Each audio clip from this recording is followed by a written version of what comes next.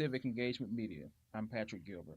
Joining me today via phone is Maxwell King, who is the author of The Good Neighbor, The Life and Works of Fred Rogers. Mr. Rogers' Neighborhood ran from February of 1968 to August of 2001 and was seen by generations of Americans. Mr. King, this is the first full length biography of Mr. Rogers, correct? That's right. There's never been a biography before. There have been a number of video programs that covered aspects of his life on PBS over the years, but never a book, a full-length biography. So, how did this come about for you writing the book? Well, back 10 years ago, I was retiring as president of the Heinz Endowments, which is a large foundation here in Pittsburgh, and I was in a little bit of a panic about what I was going to do in retirement. And the president of St. Vincent College, which is a local college here in Western Pennsylvania, said to me, why don't you come out and help us raise money and start programs and get the Fred Rogers Center for Early Learning and Children's Media at the college going. Fred Rogers had decided to leave his professional legacy to this college to start a children's media center. And so I agreed to do that, and I went out and was working on that project. And I said to the president of the college and Joanne Rogers, Fred's widow, why isn't there a biography of Fred Rogers? He seems like a renowned American figure. I would have expected there to be a biography. And they said, Fred never wanted there to be a biography when he was alive. He turned down frequent requests because he was very modest and he didn't want one. And I said, well, I understand, but things have changed, and we're out there now trying to raise millions of dollars to advance the center, advance Fred Rogers' legacy, and we need a biography. And Joanne Rogers turned the tables on me and said, okay, well, then you write it. And not appreciating how much work it would be, I said yes. Yeah, that's you ask about it, you have to do it, right? I guess so, yeah. Well, I'm very glad. It took 7 years. It was a great deal more work than I think I appreciated. However, I'm very, very glad to have done it and to have gotten to know and understand Fred Rogers' life and work through the process. So, as you were researching Mr. Rogers, let me ask you this. Who is Mr. Rogers, first and foremost? Well, he's Fred McFeely Rogers, who grew up in Latrobe, Pennsylvania, had a very difficult childhood. He was very shy, introverted, sickly, but his parents and his grandparents were wonderfully supportive and full of love and gave him a lot of help. And he then became, he was interested in music, and he thought he was headed toward a career in music, but he suddenly got excited in the late 1940s about the potential of television and got a job as an intern at NBC in New York, and then became really a great television entrepreneur and a great educator. David McCullough, the famous historian and biographer, once said Fred Rogers was the greatest teacher in America in the 20th century because he understood children and he reached more children than anybody else at that time. Okay, that's a good overview of it. Did he grow up as an only child? Did he have any siblings? I was the middle child of 5 children. So I was right in the middle with 2 older, 2 younger, and it sort of taught me to be sort of a peacemaker. So what type of education? Fred Rogers was an only child until he was 11 years old. And then his parents adopted a sister, a young girl who Fred became devoted to her. He was so happy to get a sister, but he didn't get a sister till he was 11 years old. What type of educational background did Mr. Rogers have? Uh, he went to Dartmouth College. He did very well in high school. He was president of his class, editor of the yearbook, chairman of the Dramatic Society, National Merit Scholar. So he came out of his difficult childhood and became very accomplished as a high school student. And he went to Dartmouth, and I'm not sure why he picked Dartmouth, but he thought an Ivy League education would be something, I think, that would please his parents. But he didn't like Dartmouth. It didn't suit him at all. It's a very sort of known as a jockstrap, athletic, beer-drinking college, and Fred just didn't fit in there. He was very quiet and very intellectual. So after a year, he transferred down to Rollins College in Florida, which had and still has one of the greatest music instruction departments in the country. So he went down there and he majored in music, and he met his wife-to-be, Joanne Rogers, there at Rollins College. And not only having a bachelor's degree, but Mr. Rogers also went to the seminary. That's right. He came out of college and he went to work as an intern at NBC in New York, and then he came back to Pittsburgh, and he was on the staff of WQED, the educational channel here, in the early 1950s. In fact, he was on the staff before the station went on the air. He did the planning and a lot of the program development to get the station on the air. And after he had done a children's program called the Children's Corner in the 1950s, he decided to fulfill one of his wishes, or one of the things he was focused on in college, which was to go to seminary and get his Master's of Divinity, which he did at the Pittsburg Theological Seminary in the late 50s. And that's something that I personally was not aware of some time ago, that Mr. Rogers was actually an ordained minister. He was an ordained Presbyterian minister, and when he was ordained, he said to the presbytery, which was the leadership council of the church here in Pittsburgh, that he wanted to have a ministry for children. He wanted his ministry to be aimed at children, and he wanted to do it on television. And they said, well, that's a crazy idea. We never heard of anything like that in our lives. And they frankly, flatly said, no, you can't do that.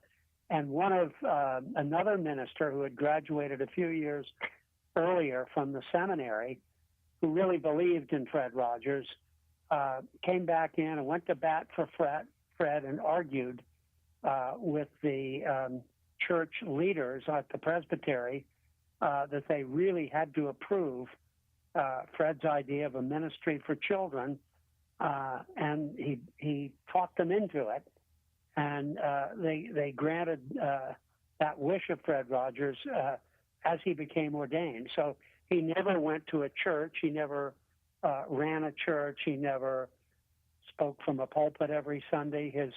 His entire life as a Presbyterian minister was, in his view, in ministry to children on television. And in reading your book, I found that Mr. Rogers actually didn't want to be in the pulpit. He actually kind of got nervous doing that.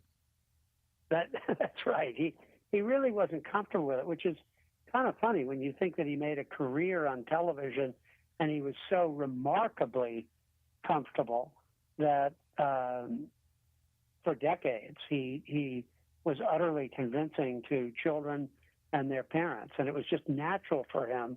But when he actually stood up in a pulpit in a church full of people, he was not comfortable. And that friend of his, Bill Barker, who had gone to bat for him in the presbytery, asked Fred to come speak at his church, at Bill Barker's church. And when asked later what the theme of Fred's homily was. He said, as far as Bill Barker, knew, it was just about insecurity. That was the only thing he transmitted to the audience, was that he was very insecure in that role. But he did do it from time to time in his adult life. He was a member of the Sixth Presbyterian Church parish here in Pittsburgh, and every once in a while they would ask him to preach, and he did. Before we get into talking about his shows, because actually he did more than one show other than Mr. Rogers' Neighborhood, can we talk about his immediate family, his wife and his children? Well, he met Joanne Bird at Rollins College back in the 1940s, and they became best buddies and classmates, and they studied together and they went to events together. But according to the other people around the campus with them, they never were really sure whether they were a couple or just friends. But then when Joanne graduated and went to graduate school, and Fred graduated and went to New York, he realized how tremendously much she meant to him, and got her on the phone and proposed marriage long distance, and she accepted. They had two little boys, John and Jim, who are grown men in their 50s today, and each one of those two boys have had children also, so there's several grandchildren. Now, after college, armed with a bachelor's degree in music, and at that time, I suppose he hadn't gone to the seminary yet. You did mention NBC in New York. Then there was also the Children's Corner that he played a role in, and a show called Mr. Rogers. Right. He got he was frustrated by the Children's Corner, which he felt was entertaining for children, but it wasn't seriously educational for children. And so he sort of wound down his involvement in the Children's Corner because it wasn't doing what he really aspired to do, which was to educate children. And during the time that he had been at the seminary, he had been advised by one of the teachers at the seminary to go take classes at the University of Pittsburgh in their child development department, and to study under Dr. Margaret McFarland there, who was one of the leading experts in the world on child development. And at that time, a whole bunch of other experts, Dr. Benjamin Spock, the psychologist Eric Erickson, the pediatrician Dr. Barry Brazelton, all these important thinkers about children were all at the University of Pittsburgh at that time. And Fred just caught fire with this zeal to produce really serious television that met the highest academic standards in terms of quality, and were really, really seriously effective as educational tools for children. And so he really didn't feel he could get that done in Pittsburgh at that time, and he accepted an offer to go to the Canadian Broadcasting Corporation in Toronto, where he started a program called just Mr. Rogers. And the guy who was in charge of the CBC's children's department gave him free rein to create the program, to shape it in the way that he wanted to shape it, but said to him, Fred, there's just one condition. I want you to come out from behind the camera and be in front of the camera and talk to the children. And Fred wasn't really prepared for that. He'd never done that in Pittsburgh. But when he did, it just clicked immediately. And that was, I guess, leading into the beginning of Mr. Rogers' Neighborhood. Yes, when he after about 3 years, he decided that to take the program to the next level. I think it was just 15 minutes a day in Canada. To take the program to the next level, he needed to come back to Pittsburgh and figure out how to make a full half hour of television that really expressed the the full vision he had for serious educational television. And when he came back, he had no he had no job, he had no sponsor, he had no money to do this. He was very confident. He was very confident to come back and think he could just put it together. But after a while, he got approached by a representative from Horn's department store here in Pittsburgh that asked him to do an hour-long children's special for Christmas. And he agreed to do it. He told the people at Horn's department store there could be no advertising because it was not ethical to advertise to little children who couldn't understand the difference between the program and the advertising. And the people at the department store sort of gulped and said, no advertising? But they agreed to it. And it became a smashing success. And he did several other programs like that. And then the support came together from here in Pittsburgh and from educational television to give Fred the means on WQED here to start Mr. Rogers' Neighborhood in 1968. So in coming up with this new show, Mr. Rogers' Neighborhood, Mr. Rogers was a very forward-thinking type of person and also very serious about the message that was being given to young people. So the first thing that comes to mind is the fact that he formed a nonprofit company, Family Communications, to run this show. Can you tell me about that? Well, at first he formed a for-profit company called Small World Productions. And a lot of the contributions that funded the program went right to WQED, not to Small World Productions. And he realized eventually that he wanted to control how the company developed the program. He wanted to control how the company raised money. And so he turned Small World Productions into a nonprofit and took over from WQED all the work of managing the finances, the fundraising, all the executive functions of the program, and incorporated them into Family Communications Incorporated, which is the nonprofit company that he created to do the production work.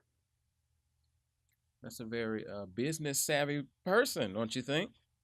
Oh, he was very business savvy. And Bill Eisler, who served for many years as president of Family Communications, once said that he thought Fred Rogers was savvier than any of the businessmen he dealt with in terms of getting resources for the program and putting together markets for the program.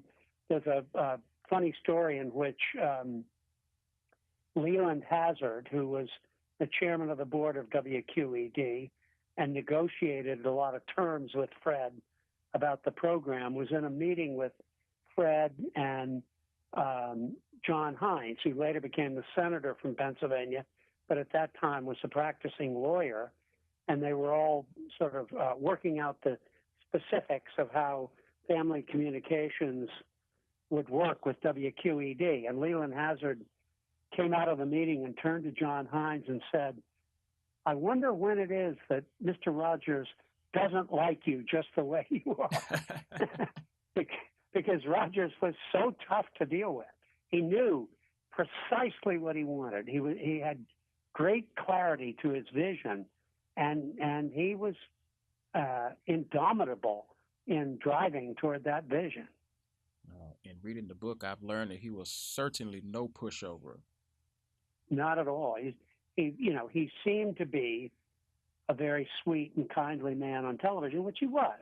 He was very thoughtful and very considerate and very kind, but he was quite focused and intentional and driven about fulfilling his vision for children's television. And to parlay that into Dr. Margaret McFarland, one of the things that I really remember from reading your book is that when they were filming an episode of the show, if there came to be a part of the script that Mr. Rogers was unsure about, he would stop production, get in his car, and go over to the university or the arsenal where Dr. McFarland was. That's, you Yeah. can, would you explain the arsenal also in your answer in just a second? But he would go over there and ask her what she thought about it. Well, he had very high standards, and he would often lecture people on the crew about how important it was to have the highest standards for children's programming. And sometimes people would say things to him, well, it's just it's just a kid's show. And Fred wanted the standards for children's programming to be the very highest. And he would spare no expense to see that they were. And he had Dr. McFarland review every script that he put together for the program. And then when he was filming, if he became uneasy with something, he would stop the show. He would stop the filming. He would leave a full crew on the clock, being paid, just sitting there cooling their heels while he checked it out. And occasionally even went all the way over to the University of Pittsburgh, which was only a few blocks away, but went over to consult with the educators to make sure he wasn't doing something that might be a little bit wrong for children. And there were other times. There was a time when they were filming, and one of the characters on the program said to a child puppet, said to a puppet that was a child, "Oh, don't cry." And Fred Rogers stopped everything. He stopped the filming. He told everybody to hold up and wait. And he said, "We will never tell a child not to cry. That's just not right. It's healthy and natural for children to cry. We're not going to say that on this show." And there would be other times. There was a time when they were filming something at Children's Hospital here in Pittsburgh, and a nurse put a cuff on a patient to take a blood pressure reading and said, "Well, I'll just blow this up now." And Fred stopped. "Nope, stop filming. We don't want to say blow it up to children because they'll be startled and they'll be waiting. They'll think an explosion is coming. We want the children to understand that this is health care. This is medical treatment." And so he had the nurse say, "I'm going to puff up this cuff now." He was very precise about language, very precise about what he would tolerate in terms of what was presented to children. Wow. That's what I can say. Wow. Since this is civic engagement media, I want to hit on an aspect of Mr. Rogers' career that had everything to do with civic engagement. Well, back in 1969, he went to the United States Congress and gave some testimony seeking funding for educational television, public television. Can you share a little bit about what he did? There's a very interesting backstory to his appearance in 1968 at that Senate hearing. It was a time when funding educational television, national educational television, was just starting. And there was even a question about whether the federal government would provide any funding for educational television. So it was very much at risk. And the federal government was trying to cut the budget because all the money being spent offline from the budget to support the Vietnam War was creating a lot of financial pressures for the government.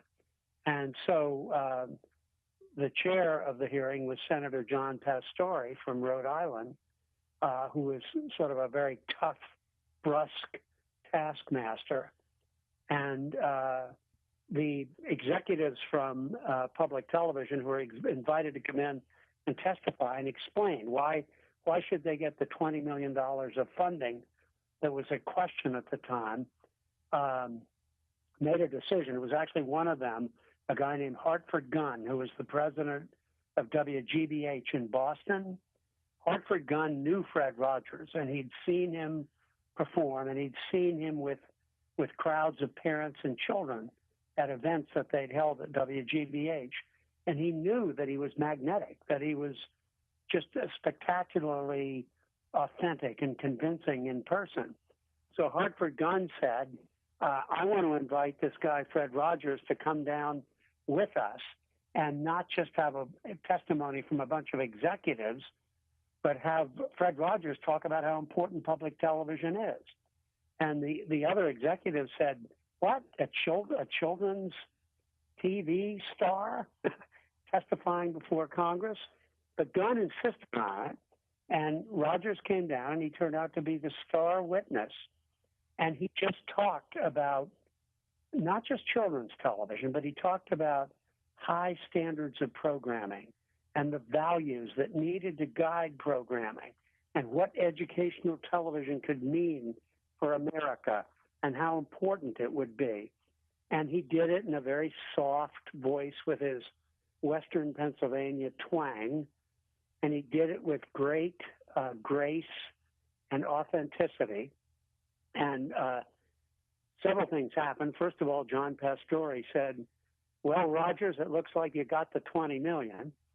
And the other thing that happened was that for years thereafter, for decades thereafter, the video of that performance was shown to classes at business schools all across America as an example of brilliant marketing, how to sell something without ever actually selling it, just talking about the values behind it, the principles that guided your work. So it was really commanding, and it really kicked off public television. And for the rest of Rogers' life, he was a great public champion for the power of public television. And that allowed his show to keep going. And his show tackled a lot of tough issues, whether it was race, whether it was disabilities or assassinations. Was Mr. Rogers afraid to tackle any issues on his show? No, it's interesting that such a gentle, grandfatherly figure on television could be so gutsy, because he started in the 1980s making a series of what he called theme weeks. So there'd be one theme for a whole week that would weave in and out of each of the 5 segments for that week, and in and out of what was called the neighborhood of make-believe, which is part of every program, and then the real neighborhood where Fred was talking to the children. And these theme weeks, he designed these theme weeks because he wanted a vehicle that was strong enough to carry programming on the most difficult, challenging subjects that you could imagine for children. And he had a theme week on death. He had a theme week on war and violence. He had a theme week on divorce. He had a theme week on getting lost. One of children's great fears was getting lost.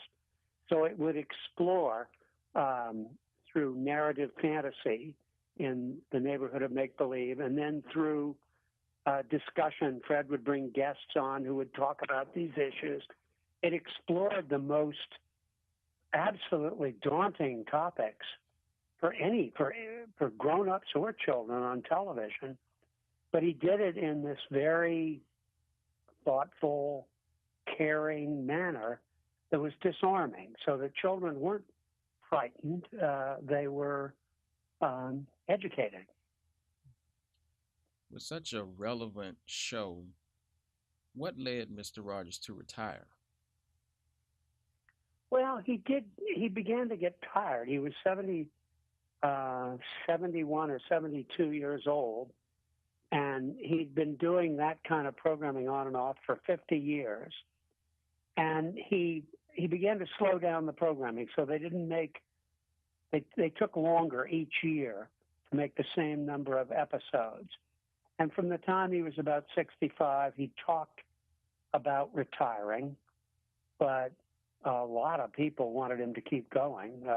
People who are involved with the production and people involved with public television, educators all around the country. But he finally just one day called in Bill Eisler, the president of Family Communications, and his great, great friend and supporter, and just said, Bill, an opera singer knows when it's time to leave the stage, and it's time. So what happened to Family Communications, the company? Well, that's a great story too, which I don't cover much in the book, but it's a great story because for a couple of years after Fred died, two things happened. First of all, there was a little bit of drift at Family Communications in terms of what would they do, what would their next move be, what kind of programming could they make now that Fred was gone. And the other thing that happened is a lot of energies went into starting up this Children's Media Center at St. Vincent College, where Fred had arranged for his professional legacy to go. And a lot of people are involved in family communications also were involved in getting that center started. And I remember, working here in Pittsburgh at the foundation where I worked, a lot of speculation about, family communications will go out of business. There's really nothing for them to do now that Fred is gone. And Bill Eisler, who was the president then, just retired earlier this year, actually at the beginning of this year. Bill Eisler was so smart and so strategic that he found a way to take the themes and the values that Fred Rogers focused on and take some of the characters who were the puppets on Mr. Rogers' Neighborhood and move it forward and create other programs like Daniel Tiger's Neighborhood, which is animated. So they've created new television. They didn't try to find another Fred Rogers and do Mr. Rogers' Neighborhood with a new person taking the role of Mr. Rogers. Instead, they went to animated television using characters, themes, and language from Mr. Rogers' Neighborhood and focusing on the same values that guided Fred, and they've made it a smashing success. Now it's now called Fred Rogers Productions, not Family Communications, but it's the leading producer of children's programming for PBS, and it produces some of the best, most high-minded children's programming today. So it's a great testament to the enduring qualities of Fred himself and a great testament to the exceptional skill of Bill Eisler. So you spent 2 years of your career serving as director of the Fred Rogers Center. What type of work does the center do, and can one go to it for professional development?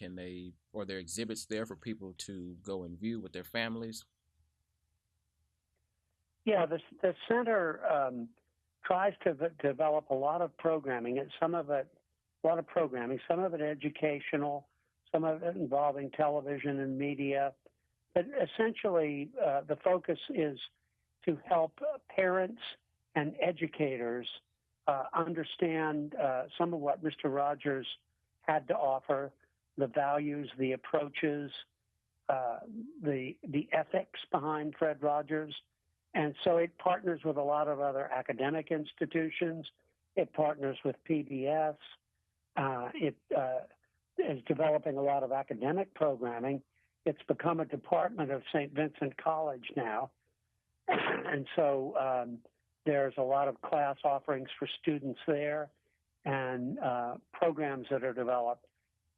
Partnerships for the National Association for the Education of Young Children, with the Children's Media Center at Harvard University, with the Eric Erickson Institute in Chicago. So a variety of things that sort of keep Fred Rogers' legacy alive. Right. And it's has a website, www.fredrogerscenter.org, that can tell people a lot about it and give people an opportunity who care about Fred Rogers to contribute to the center. Just a few more questions for you, Mr. King. What do you think Mr. Rogers' legacy is today? Of course, there are, like you said earlier, there are plenty of documentaries that have been made about him. This year, a movie came out about him. Your book comes out in a few days. What do you think his legacy is in today's world? And why do you think there's such an interest in Mr. Rogers? The legacy is on two fronts, and the interest is on two fronts. One is the importance of early childhood education. In a very real way, Fred Rogers taught America about the importance of those early years. And now there are early childhood education centers all over the country, all over Pennsylvania, all over Texas. And people understand that early childhood is this essential, seminal period of development for children, and we have to take it very, very seriously. Back before the early childhood education movement started, and before Fred Rogers made it such a obvious, important area of understanding for a mass audience in the United States, people just thought education started at kindergarten or first grade, and that those early years were sort of just about um, getting through childhood. So that's one area in which his legacy is so important, is that he really taught the country about how critical these early years are, and he established a standard that is much more widely accepted now, which is that we have to take the education of very young children very, very seriously.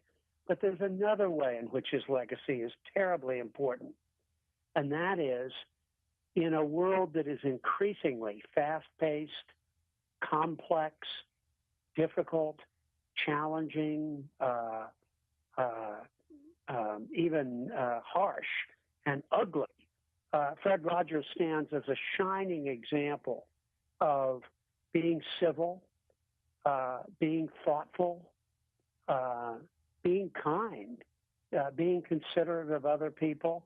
And I think, as I look at the world as I experience it in my career, first in journalism and then in philanthropy, people today just are sometimes overwhelmed by how fast-paced and complex the world is. And the level of civility has dropped away just severely.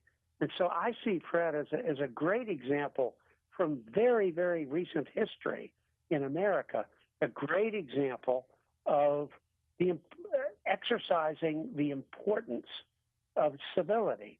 There are lots and lots of lessons from Fred Rogers, but in a way you can strip it down to a couple of very simple things. And I don't think it's a disservice to Fred to strip it down to these two very simple things. Slow down, be kind. Slow down and experience life at a level that enables you to be very present in the moment and experience it. Don't always be rushing to the next thing, and use the perspective you get from slowing down in that way to be kind, to be considerate, to be neighborly. Well said, Mr. King. If you don't mind, I would like to read just a short passage from your book, if that's okay with you. Thank you. And this is from 1997 at the Daytime Emmys. And it reads, Mr. Rogers' Neighborhood won 4 Emmy Awards, and Rogers himself was presented with the Lifetime Achievement Award at the 1997 Daytime Emmys, a scene that Junot describes movingly in his profile.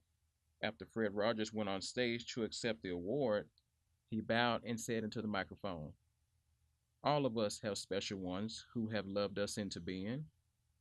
Would you just take, along with me, 10 seconds to think of the people who have helped you become who you are? 10 seconds of silence.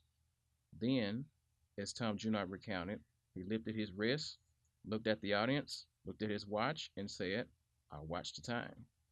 There was at first a small whoop from the crowd, a giddy, strangled hiccup of laughter as people realized that he wasn't kidding, that Mr. Rogers was not some convenient eunuch, but rather a man, an authority figure who actually expected them to do what he asked.